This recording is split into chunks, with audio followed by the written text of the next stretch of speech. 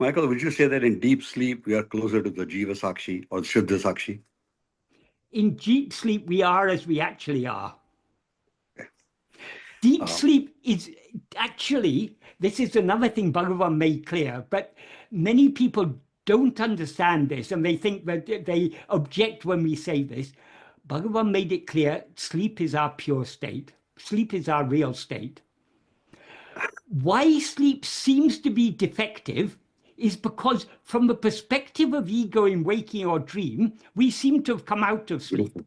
Because we've seemed to have come out of sleep, sleep seems to be a temporary state. As a temporary state, it's defective. So as one state among three, sleep is unreal. But the truth about sleep is actually it's the only real state.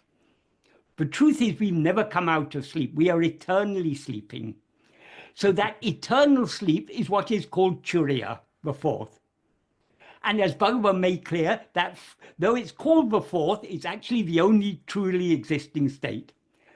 The other three are unreal.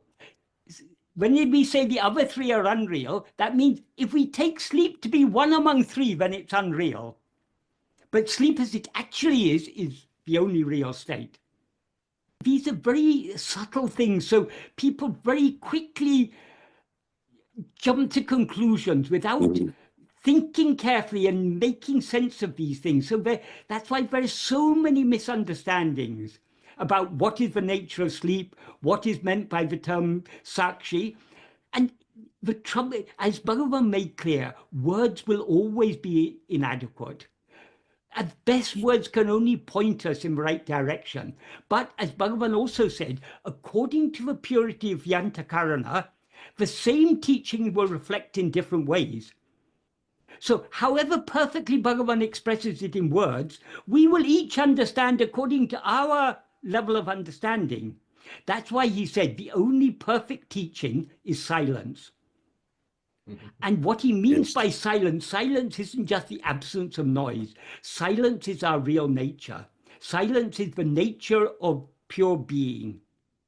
So because silence is the ultimate reality alone can reveal the ultimate reality.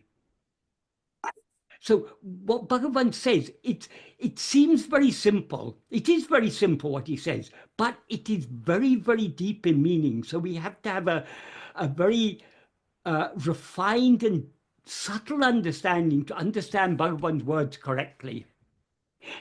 In order to understand Bhagavan's words correctly, we need a certain clarity of mind. And how do we get that clarity? Only by the practice of self-investigation. The more we turn our attention within and try to be as we actually are, the more we are, so to speak, bathing in clarity. Because the source of clarity is that fundamental awareness I am.